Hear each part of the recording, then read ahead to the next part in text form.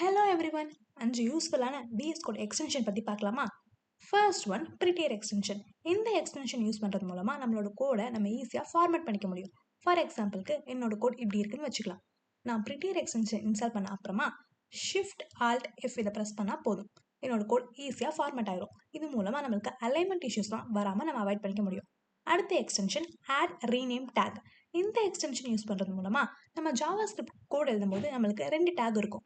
ஒன்று opening take, another one closing take.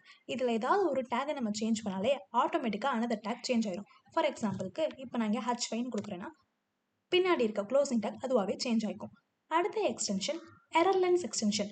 நம்ம எப்போவுமே கோட் எழுத அப்புறமா ரன் பண்ணும்போது தான் நம்மளுக்கு என்னென்ன எரர் இருக்குது அப்படின்றத நம்ம ஈஸியாக ஃபைண்ட் பண்ண முடியும். ஆனால் இந்த எக்ஸ்டென்ஷன் யூஸ் பண்ணுறது மூலமாக நம்ம டைப் பண்ணிகிட்டு இருக்கும் போதே நம்ம என்னென்ன எரர்லாம் பண்ணுறோம் அப்படின்றத கண்டுபிடிச்சிடலாம். ஃபார் எக்ஸாம்பிளுக்கு இப்போ நான் இப்படி பண்ணுறேன் அப்படின்னும் போது இந்த இடத்துல அது காமிச்சிரும், இங்கெங்கெல்லாம் நீங்கள் எரர் பண்ணியிருக்கீங்க அப்படின்றது.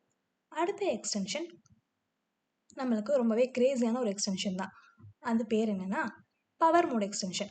இந்த எக்ஸ்டென்ஷன் நீங்கள் இன்ஸ்டால் பண்ண அப்புறமா செட்டிங்ஸில் போயிட்டு நீங்கள் எனேபிள் டு ஆக்டிவ் பவர் மோட்ன்றதை கிளிக் பண்ணிவிட்டு உங்களுக்கு எது பிடிச்சிருக்கோ அதை நீங்கள் வச்சுக்கலாம். ஃபார் எக்ஸாம்பிளுக்கு இங்கே நான் ஃப்ளேம்ஸ் அப்படின்றத செட் பண்ணுறேன். பண்ணதுக்கப்புறமா நம்ம டைப் பண்ணுறோம் அப்படின்னா பாருங்களேன் எப்படி ஃபயரா. அடுத்த extension incredible in your face. இந்த எக்ஸ்டென்ஷன்